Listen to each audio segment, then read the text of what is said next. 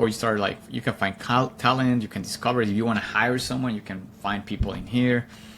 But here, you, for instance, when you say view entries here, there's a lot of categories here, and that's the great thing, because it does help you to explore things. So you go to architectural visualization, it does kind of give you the sense of like, well, these will be specifically for the competition of people that have already submitted, and this is what we're gonna be doing, focusing on right now, is the 2025 the Rookies competition for architectural visualization.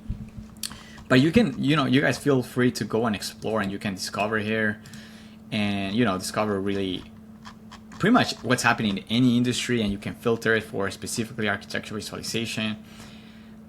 So here, as you can see, because we're still 2 weeks away from the deadline. There's not that many projects yet, but believe me, like, I competed last year and there were so many submittals. So this one here is mine, and I can show you guys a little bit about it. So now that I have already explained to you a little bit of what the Rookies is, it's pretty much a website where there's a community of artists from film to cinematics to 2D to 3D art to architectural visualization, and it's great for you to go there and see what's trending, discover new artists, discover like inspiration, compete on this. And the reason why I'm saying that this one could really skyrocket your career is because from here you can also not just be part of the Rookies, but a lot with that comes a lot of publicity. You can also, once you kind of take that one, you can also add that same submittal to other internships that you could get. So you're that in visualization aspect of it.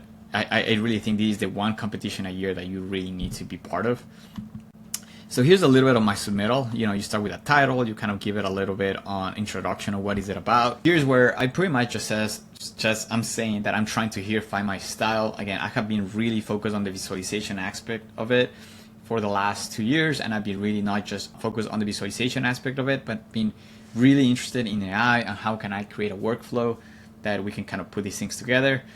For this particular submit, I have to be very careful on what to submit when it comes to AI, because they have some restrictions with AI where you can use AI in a very limited way as far as post-production, but you have to prove that the majority of the work that you're submitting is mainly done with modeling and you rendering it. So the AI component of it has to be minimal, right? So I cannot just go and post images of AI images unless I can prove that those were just for exploration purposes, and that the main image and the main rendering that I'm showing, or the main 3D model that I'm showing, is really done by me.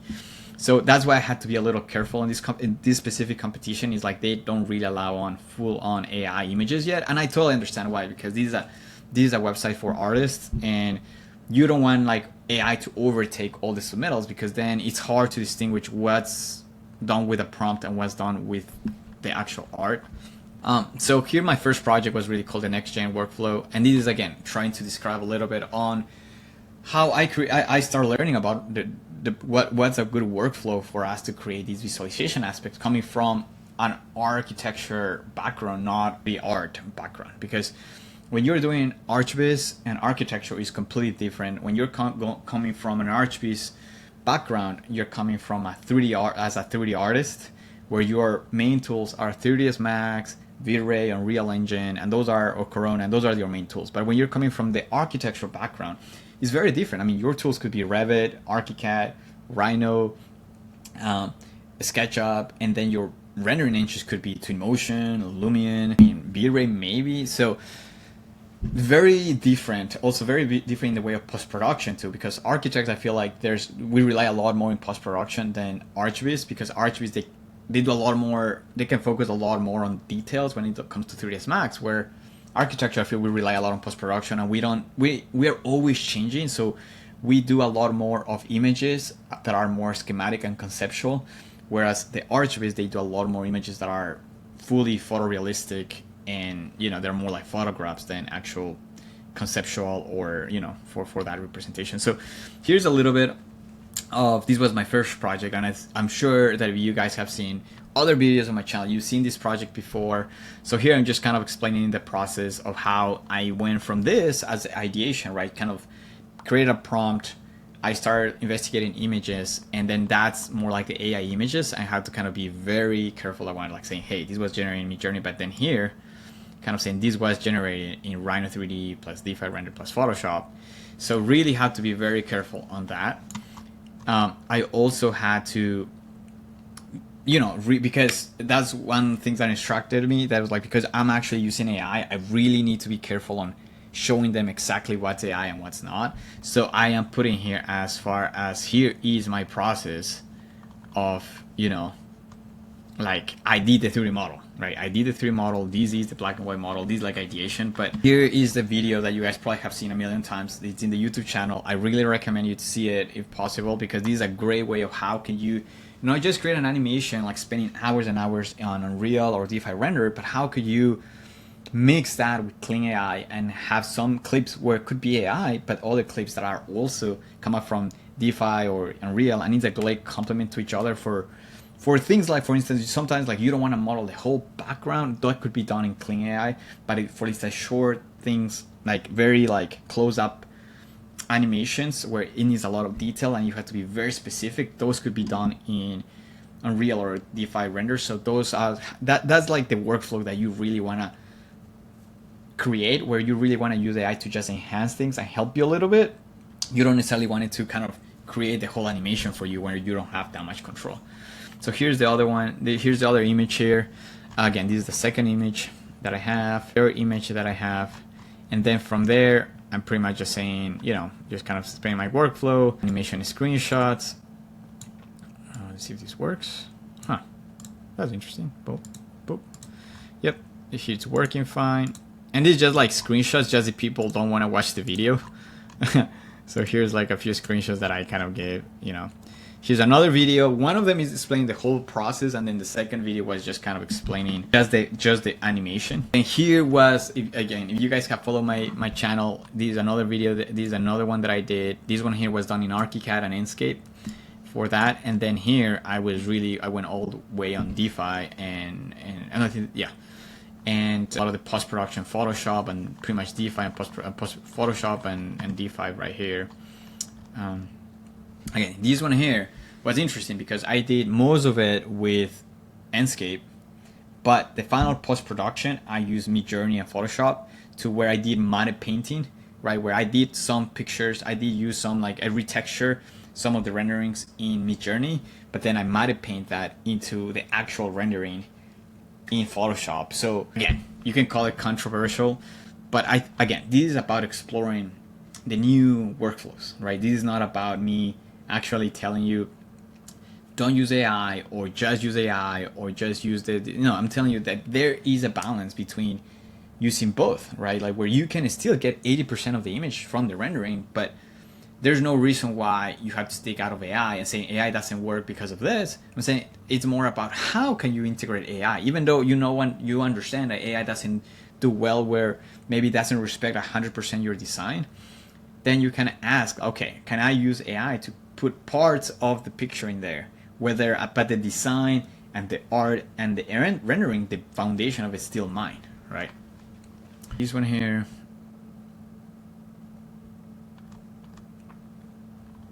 I have another one there. Oh, I forgot to take that towel out. Shit. This one here, again, this one, a lot of that was done in oh no, I forgot to take that out. Huh. Well, most of it was done in Enscape. 80% of it was on ArchiCAD and Enscape, and then I did the post-production in Midjourney and Photoshop. And then I put in here that there's the AI controversy. I put the process of how I did this, because in this competition, the AI controversy is super high. And we go to the next project, and here it's pretty much just explaining here. This is something I did with, well, myself, but it was with the direction of a friend here. That I was kind of doing some like project with him. And then this was pretty much done in the boutique school. This is kind of where we're teaching me a little bit. And this was done with V-Ray. Well, of course I did post-production, but the rendering really came out from V-Ray. And then this was something that I did my first year on studying in boutique.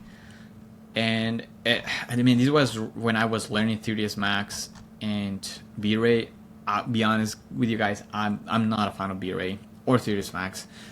I think as for 3D artists, that's great. Those are your tools. But from an architectural background, just no. Yeah, so I had a lot of issues with this one. I had to do a lot of post-production just because I was just not patient enough. And I get it. As architecture, we're very spoiled to have softwares that are very focused on efficiency, where a lot of these things are done for us, where like modeling beams, modeling these things are already part of a library where you can just put already they're already done for us, right? So we just have to rearrange the sizes and dimensions and it's done. Whereas a 3D artist has to create those from scratch. So I get it, but I'm so already used to the architecture workflow that to me just recreating everything, it just feels, There's a little bit of me explaining a little bit coming from architecture background, explaining them how like in the architecture, like we're serving in the way many of architecture visualizations, we're serving architecture and interior architects, and a lot of that, the architecture is part of the architecture where you're really needing that high-end rendering, but it's not capturing the other sense where still you're needing that schematic renderings. And I was trying to kind of let a point on that. I did that last year. And then this one here is like a very quick animation that I did in Unreal Engine and After Effects and Adobe Premiere, which was great. I mean, it was a good learning experience. I have a really bias on Unreal because I think it's great if you're a 3D artist and you're in the archviz industry. I just don't support it for architecture. I think it's just not. I mean, if you're a big architecture company that has an archviz team that it's gonna be mainly focused on that all day and can maintain that, great. But for 90% of architecture companies, it's not great in the sense that it does take us. It's still inefficient, right? As far as libraries, as far as I mean, it does require a lot more knowledge on the 3D art part, and is more technical than if you will be actually using Twinmotion, which is from the same company, less control, but a lot more efficient. So this is my last one, and then here, the audio. Yeah. Please tell me that I can't. Yeah. But that's my entry, guys. So I will put the link of this entry in the description below. You can always copy it from here. And then if you guys could give me a like, subscribe. I'm not just subscribe, but I'm saying like support this project. Now we're gonna go. I know this is like a little bit of a longer video, but now we're gonna go to the 2 people that won last year, so we can kind of have a little bit on the overview of what it took to win.